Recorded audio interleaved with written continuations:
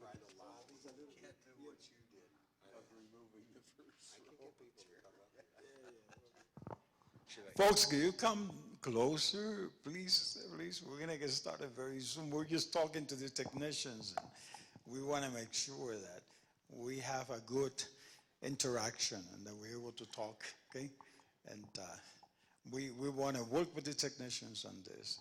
And there's no demerit if you want to leave early, so you don't have to hang in the last row. So Doesn't mean we're horrible, okay? It's come and walk out at any time with pride.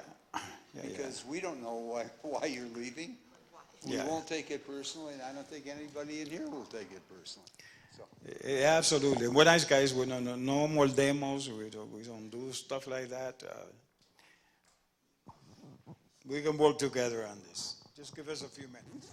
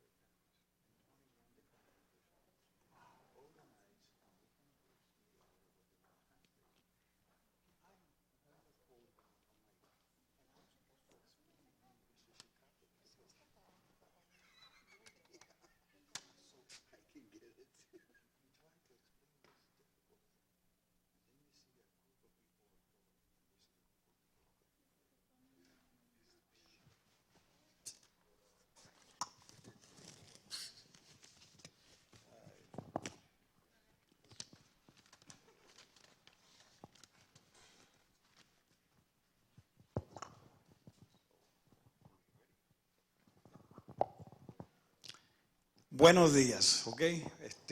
Esto suena bien alto, ¿verdad? It sounds very loud. I'm really sorry. But, you know, come closer because really, we want to get a very interactive thing. Don't worry. Y si después se tienen que correr y ir, don't worry. We won't be offended. So, véngase para acá, véngase para acá. Véngase. No se preocupen. Mientras más cerca, mejor. Aunque yo estoy un poco viejo ya, pero just come over, okay?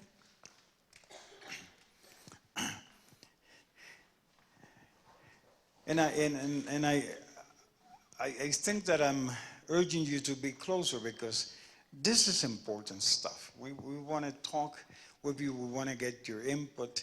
We're not too sure how many of you are going to be able to stay with our efforts at the local, at the national level. And particularly, we want to talk about national issues that are affecting us. And because it is a complicated policy war out there, especially after this election, okay? We want to be able to have your input, okay?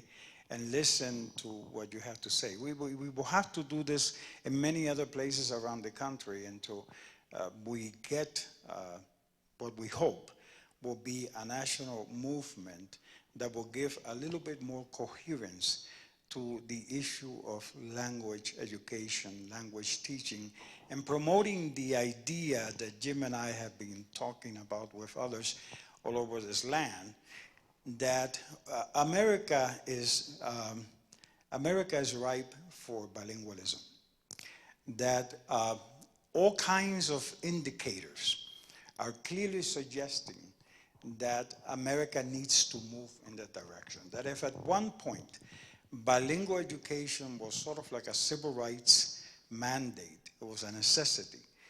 People were doing bilingual education because after a lot of litigation and struggle, and we were involved in some of that, I will say something about me, and Jim, you will say something about yourself, and I'll say something about him too.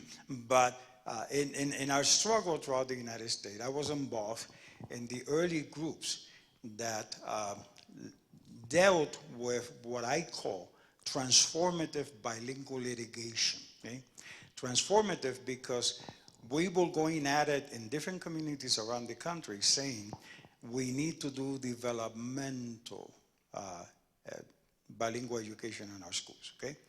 We need to push the idea that we need to develop the language of children, the native language of children, while they speak English, but we don't need to use their language to take them to English, okay?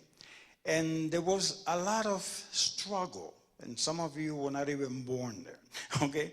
A lot of struggle where communities and attorneys of goodwill that wanted to get the litigation going were saying to us, yeah, but you guys are a little bit too much.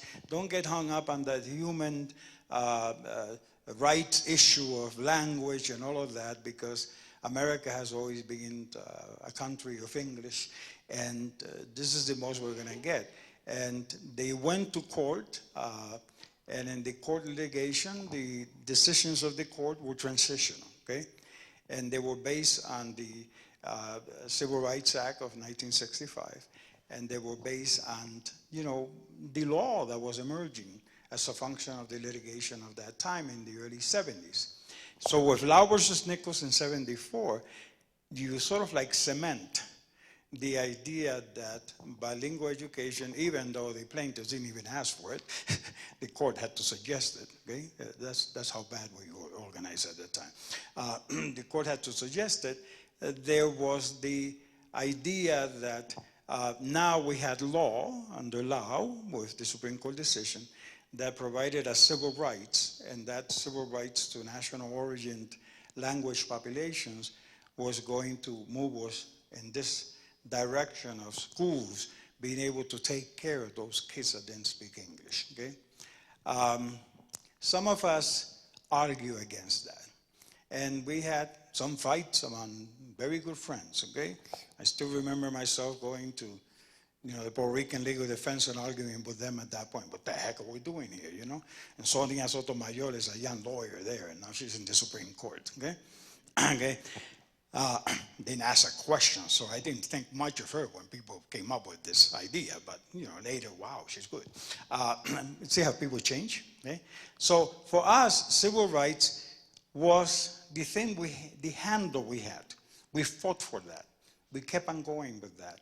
And we saw what happened all over the country and how school districts, some did okay, some didn't. Some resisted, some fought back, and made life for people that believe in language education very difficult. We had a big struggle. And throughout these years, people like Jim and others who were highly involved through the Department of Justice, writing, you know, pieces like the Equal Education Opportunity Act of 74, the Bilingual Act of 78, 84, and all of that kind of stuff, having input in that process, we had groups and organizations like the National Association for Bilingual Education at the national level that promoted some of that. And believe me, we had meetings in Nave that were incredible all night, you know. And we would spend the night arguing litigation strategy and all of that stuff. I still have the verbatim because we sort of like hired court reporters to document what we were doing. In 78, I mean, I remember, you know, that 2 big volumes about this big that are now in the historical archives in the University of Wisconsin, okay? Were taken of some of the brightest legal minds in the country in terms of what strategy we need to pursue. In the Castañeda case, that later some of you know Castañeda, you know, it became a big thing. And Plailo Vidal, okay? People like Peter Roos, who defended the case before the Supreme Court, Jose Cárdenas in Texas and all of that. Even people like Bill Richardson, you know, from New Mexico was there in some of these discussions. So this was a very difficult struggle. And it took a lot of years. I used to be tall and good looking, and look what happened. See? So, you know, this was a difficult struggle. So what happens is that all this time, there were folks among us that kept on making the argument. He says, no, we're going about it the wrong way. America needs to come together with the rest of the world. And we need to have language education that goes beyond what the civil rights laws tell us to do. This is the right thing to do. I mean, we need an expansion of the idea of learning to include the notion that good learning happens when people learn how to learn in more than one language, okay? And we kept on going all around the country saying we need to do this. When dual language education comes about, it was from people that thought that way, okay? That thought that also dual language was a means of further integration in American society, that we will bring different groups of people together because there were people of all different linguistic and ethnic and racial groups that share. And the idea that America had to be somewhat different in how we treated the matter of learning and the matter of language learning, okay? And so dual language really evolves, and all kinds of schools evolve. As a matter of fact, Bob Peterson was hanging around with us, who was a student of mine in '78 and started La Escuelita Fratney in Milwaukee that became the sort of like the foundation of rethinking schools. You know, have you heard of that magazine? Take a note, Rethinking Schools, okay? So Rethinking Schools, when you go into the web, is an amazing source of dual language education. We're talking the 80s. I mean, I had to negotiate with board members so that it could be an integrated school, and a board member who was black said, if you don't guarantee me 50% of black children in that dual language school, we will not vote for it. And says, no, we will. I lied because I didn't know. So we had to go and convince the black community that, you know, more than one language is good for blacks too. Okay? You see what I'm saying? Until we utilize that strategy of trying to make sure that dual language education was a means by which everybody will participate in the process of growing language and thinking in a different way and spreading that all over the country. Some of us travel like you don't believe, okay? You know, speaking to different groups in Florida and New York and what have you. And now New York has all these schools, and people don't know that there was these folks that were behind the doors meeting with people and taking people to coffee, you know, and me taking out of my pocket to take Hmong people in the Midwest to dinner so that we could talk about creating Hmong academies. And they were saying, well, Hmong is not an important language. We just helped the CIA in Vietnam. And he said, yeah, but you're here now. And if you're here now, why do you need to lose your language? In the process of doing that, you should be proud because it's connected to culture and identity. So we did all of this stuff for a long time. And dual language has really flourished, okay? Now that we have dual language and all of that, we were really hoping that in this election, things will happen that will support more the idea, and that we will be able to then launch a greater coherence of this movement. You see what I'm saying? There were good pockets of activity all over the country, but it was fragmented. And most of it was driven by people that, because of their battles and their struggles, they were extremely protective of what they were doing. And they didn't feel like sharing it with everybody. So there were some people behind closed doors that were saying, no, it has to be shared. The reasons for that. So first, the neurological, scientific reasons that children who are bilingual expand their brains and know better. Then the achievement arguments that David talked about in this meeting this morning. This has been banged around for a while. I don't think this is new, okay? We were saying, my God, the evidence is very clear in these two language schools that it's a good thing for achievement and that you bridge the gap. So don't get caught on No Child Left Behind, because it's rather stupid legislation, you know, and the testing and obsession with accountability of folks in the Congress that didn't know what was going on in the field.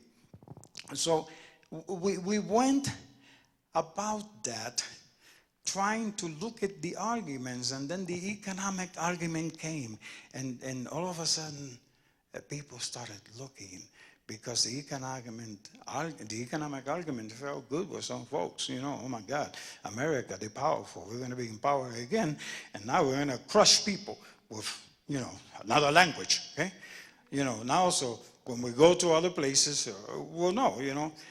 So I remember flying to Colombia and meeting with a group of people over there in Medellin, and Sergio Fajardo, write him down, Sergio Fajardo, okay, is an amazing character, get his PhD in economics and mathematics at the University of Wisconsin, and transforms Medellin and learning education in Colombia. And Colombia today is known as, Medellin particularly, one of the most advanced societies moving forward in the issue of education in general, okay? And then Correa in Ecuador, and Mujica in Uruguay. In all of these places, we saw good souls that were looking at how we use education to transform the social context, okay? And how do we prepare the next generation? I remember Sergio said to me in Medellin, he says, you guys in the US have it all wrong. Investments in kids are not because kids are our future. It's because kids are our present now, okay? So we need to give them the most beautiful buildings and fight for that. And you should see some of those buildings are gorgeous, okay? And Costa Rica and the stuff that we're doing. So this connection with indigenous groups and other groups in places like Latin America, with the northern European countries, became a concern of some of us that were saying, you know, there's so much out there that we know is good for language education, but we know so little about it in the US, and the little we know comes filtered through systems of media that distort some of those accomplishments, because English in the US is the powerful country, okay? So where we're at now, to make this brief, is that Jim and I have been going around talking to people. Met in DC with some folks, met with some people in California, met with teachers groups, Angela Valenzuela out of Austin, Texas, I don't know if you know Angela, and a group called NELRAP, the National Latino Educational Research and Policy, agenda, something like that. We academics give big names to things, and then we can pronounce it. But the struggle was that there are so many components to this whole thing. There are issues of policy and what we need to do at the national level. There are issues that within that policy pertain to the programmatic nature of things, okay? And how these programs evolve. There are issues related to the preparation of teachers, because how states operate, determine certification, and some of that certification was driven by English certificates, ESL certificate and all that kind of stuff. There are issues related to the funding of some of these programs and how they come about, okay? And where does the funding come from and all that kind of stuff. And then there are human issues of the people within the programs themselves. I mean, and the comfort that we achieve to civil rights. Bob Peterson and I were talking last night about the comfort of so many bilingual teachers that now marry into each other, okay? And they have these, because of unions, this incredible activism that has led to folks meeting each other in schools and things like that. And now they have pensions and all this kind of stuff. Very comfortable, okay? With, retirement houses in Arizona and Florida, Mexico, Puerto Rico, where they go. And you go like, heck, and some of us continue to fight, but we know that we need to create a new conscience on the people who are in those schools, who are part of a movement towards bilingualism, okay? And so we need to give better shape, better define where we're at. But we need a movement, a national movement that causes us to do this. And we can do that by doing some things like, and Jim will speak a little bit more about that, a piece of legislation that perhaps amends the Higher Education Act to create sort of like the teacher course, remember? But for bilingual education, because we need to develop good teachers. And good, recently some books have come out by Sonia Nieto, who is part of this movement, by the way, and Angela Valenzuela and others, who are saying, but we need to develop teachers in these language schools that have a conscience of the social order and how we need to use this not just to teach language as a technique, but to create a new thinking people. Okay? And that thinking has to be about how education is used as an instrument of social transformation, so we don't have people voting against their own interests in a national election. Okay? And doing the stupidity that people do when they do that. I think that article in the New Yorker the other day says, and who said, you know, like George Orwell said, that the masses sometimes vote against, vote against themselves, okay? And are they stupid when they do that? Yes. Very stupid when they do that, okay? But it happens, like it's happening right now. So the issue is that understanding that, we need to have esperanza, you know, a little bit of hope. Y decir, caramba, we've been there before. So democracy is a mess. It takes us back and forth, back and forth. And I'm not apologizing for the stupidity of people that gave their vote to make this happen, because it affects the Supreme Court and all of that stuff. But at the same time, that should not hold us back. We should find a way of resisting our way, okay? Not just necessarily in the street, okay, because that's important too. Obviously, I'll have to join a group when I get back. But, you know, we need to do those kinds of things, but at the same time, do the kinds of national organizing and re-strategizing and rethinking that takes us into a new age of advocacy and of resistance. And I want to ask Jim to come in and give us some comments on that. It's hard to follow Tony, but it's easy to follow Tony because he covers the important things. Let me suggest that we are now in an age of bilingualism in the United States of America. 60 million Americans, 1 out of every 5, speak a language other than English at home. The number of students is higher proportionately. And by 2050,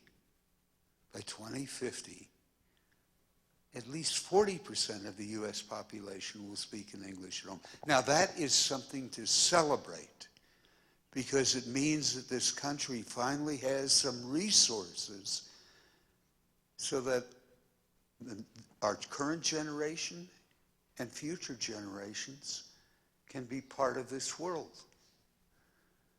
We've been a big part of this world, and I guess you could sum it up in terms of saying it was boots on the ground. It was intellectual boots on the ground that ground out lives, cultures. That can't go on. But this is a time of opportunity. Beyond the opportunities that are given to us by demographics, there are a lot of little things going on. They're an opportunity, but unless you, educators, are organized and knowledgeable about them and involved in them, they will turn out like other things in the past. Not good. Example, 8 members of Congress wrote to the National Academy of Arts and Sciences and says, we would like you to do a report on language learning. And that's now in process. Quite honestly, when Tony and I looked at the names, we saw one name that we could relate to in terms of a person who had been part of the struggle that has given us what we have. Only one person. And I then saw all of the others. They're associated with higher education institutions that are involved in international education. And I thought back to the meetings that I had with those people or their predecessors in Washington when we were dealing with language policy and language legislation. And we weren't on the same page. They were on the page of international education, of sending students abroad, instead of simply saying, my God, we could be the center of education because we have the world here with us. Now, in case you can't get it, I'm not big into Chablis or Chardonnay. I would rather drink cerveza or even leche. But these people have a different mindset. That's fine. But when this commission report comes out, my question and Tony's question is, will it tell the nation and the Congress that the key to developing a linguistically and culturally knowledgeable population is to be found here, in our midst, and we have to harness it. I want to talk about harnessing next, because you guys, you are the ones who can really harness it. You are in the schools, in the school districts, in the colleges. How many of you are in a state where there is now a seal of bilingualism and biliteracy? Okay, keep your hands up. Put your hands down only if your school entity, whatever it is, whatever educational institution you're connected to, has an adequate supply of bilingual educators. Okay, that's what I thought. Lesson. And I hate to go to, I hate to use this because it's from Booker T. Washington, and I was more of a Frederick Douglass guy than a Booker T. Washington. Booker T. Washington was a very important African-American leader who basically wanted the freedmen to stay in the South and wanted to preserve some semblance of the economic system that had enslaved these people. But he used a very apt term. Do the work, it'll get a little bit better. We'll have some rights. I'm not saying that. I'm saying, my God, what is going on when we have education institutions wringing their hands saying, we don't have enough bilingual staff, when you're literally sitting on people who right now, as teacher aides, are ready to get on a ladder of opportunity to move up. But even more importantly, why aren't you doing teacher training programs that begin in high school, maybe even junior high school, using, in the best of ways, your bilingual, biliteracy seal enrollees? Why don't you make it possible for them to earn a little extra money even when they're in high school, engaged in activities that might be called cross-age tutoring, which is so powerful, so powerful. Everybody wins. Making it possible for them to get into maybe if they don't have a whole lot of resources, into a junior college program that is actually consciously and effectively integrated with the next level of education, the university system, so they don't have to take extra credits. It can be an integrated, thoughtful program of teacher training and residency. And those of you in New Mexico, one of my mentors was Paul Martinez. And there was about a period of 2 or 3 years in which Paul was the superintendent of some small rural school district. I can't even remember the name now. And I would talk to him after a snowstorm, and he was on the bus, and the bus didn't get back to the bus barn at the school district until 4 o'clock in the morning. And And I started thinking, where are they getting their teachers from? And that allow us at the national level to do that, but there are organizations. We need to strengthen some of those organizations, and some of those organizations will die as a function of what we're doing. But yes, we need to connect young people like yourself and others to these national organizations in the form of internships to be able to move this forward. Okay? Do you currently look to, listen to, communicate with? Within your realm right now, what organizations do you belong to, communicate with, expect something from? Well, I'm an undergrad, so I come to this conference. This is my first time at this conference, and I get emails from the American Council of Teachers of Foreign Languages to see what's happening around the country with foreign language and dual language programs. Right? To you too. Yeah. The question is, I come from Tucson, Arizona, and the law there is different in terms of bilingualism. And the school where I worked, it's a bilingual school, Rosgrouch. And we, as the district, established a dual language program for a different reason, because we're under court law, based on the issue that happened, in Arizona, Nogales. My question is, what are the legal implications for, it's at the national level? Are the other states pretty much open and establishing dual language schools? Or do we have to be a bilingual state to do it? Or it comes from the communities? How does it work?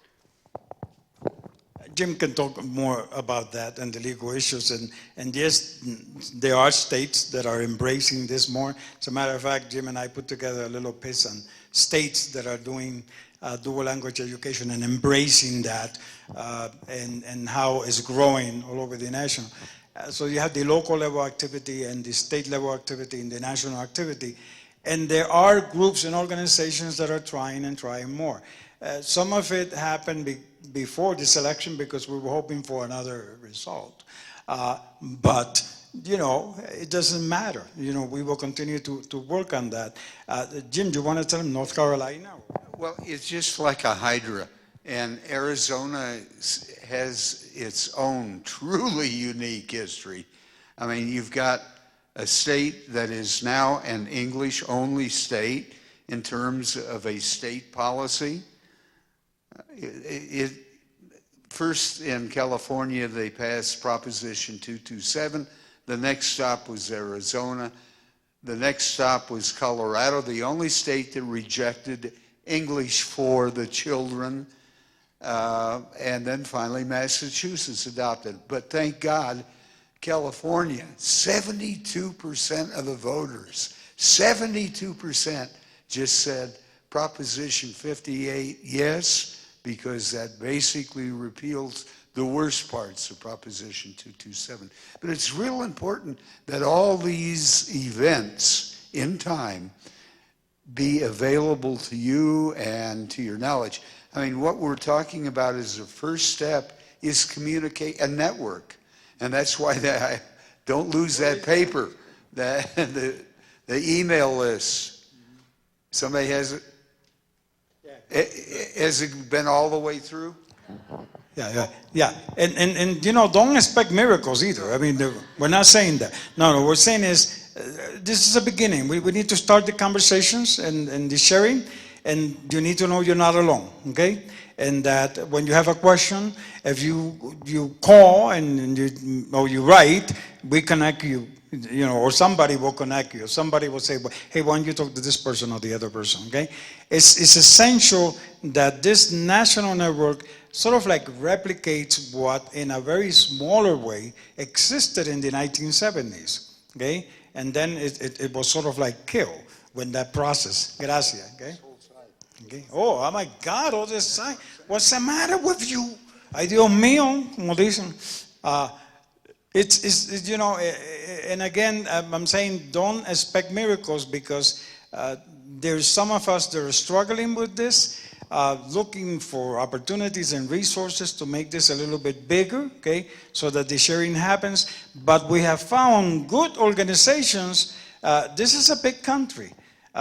Organizations that are doing very good things. So they need to share that with others because, I always laugh at my fellow friends in another state that every time they create an organization, they call it the National Organization for Bilingual Teacher Education. The National Organization for this is national, my butt, but it's not. It's an isolated little thing in some university in the mind of some academic that had to get tenure, okay? And that happens a lot. That's so unfortunate, but they're not bad people, okay? They're people that are responding to the moment, given the circumstances in their own institution to do certain kinds of things to certain schools. It's good that people have el ánimo, si se puede, okay, to do those kinds of things, but let's not believe that we can do things alone. So an effort like this one is just among many efforts to try to convince people to connect together and to do the kind of sharing that will help us strategize more. And so that when you get papers, you respond to those papers, okay? It's not like, this guy writes to me, Samuel, ¿verdad? And he writes to me, he says, the first chapter of my work went out to all these people, and nobody responded except you, okay? And then you sent me a scan of my first chapter, and you tore it apart, and you wrote on it, and all that kind of stuff, And for the first moment, I was sort of like angry. And then I said, God, he's okay. He told me the truth, okay? And all these other people said, oh, keep on going. You're doing fine. No, we don't need any more to do that. We need to be able to fight with text, okay? We need to be able to write ideas and suggestions and put it together and tell us, Jim, Tony, you're not going the right way. Maybe you should consider this and this issue. And we will have to listen, okay? We need each other's knowledge and criticism, thinking. It really is this issue. Can we think together so that all of us can act effectively in some coherent way? That's what Tony's talking about. There has to be some coherence to what we are doing if we're going to really rise to the challenges. I'm thinking that we had to start a second piece of paper going around. One paper. No, that's Yeah, I know. I just want to be sure everybody signs. Please keep on writing and put in more pages if you want. But you see what if anything we know today is that this is like learning, okay? This is a big conference. A lot of folks come here to get the practice, and that's good. That's part of this process, okay? But the practice cannot happen everywhere without some fair embracing of ideas by the policy hawks and by other people that do this kind of stuff, by the people that appropriate the resources. And we have to influence all those folks that have something to do with this in the same way that we have to start thinking differently. So, my friend over here reads a book on economics and says, yeah, but look, they did this and this and this and that. And I read this and I said, no, they don't think like you. Okay? Remember we were talking? They don't think like you. They're people that are so ingrained in their economic argument that they miss the larger picture that some of us see. Okay? So we have to respect that contribution because it helps us expand the way we deal with that larger picture. Okay? In the same way that in Arizona, during the whole thing of Sheriff Arpaio, and I remember discussions of, 500 people on the phone at the same time. What are we going to do this nut, okay, that's doing this stuff, and people blaming Arizona, and I was one of them, by the way. And I said, what the hell, you people, all you Latinos out there, let this happen, okay? So that kind of stuff, and then you have to back off and think about how we have to do this collectively, okay? Tucson. You know, one of Tony and my icons is your congressman, Raul Grijalva. He is the co-chair of the Congressional Progressive Caucus. There is this caucus, it's almost all Democrat, but not completely. It was co-founded by Bernie Sanders, but it's 90 plus members of the House of Representatives. Now, they're going to be in a distinct minority position in this Congress, but the day will come, and even before it does, there will be opportunities to move forward in some little realm or another, or maybe a big one later. And people like Raul, vital.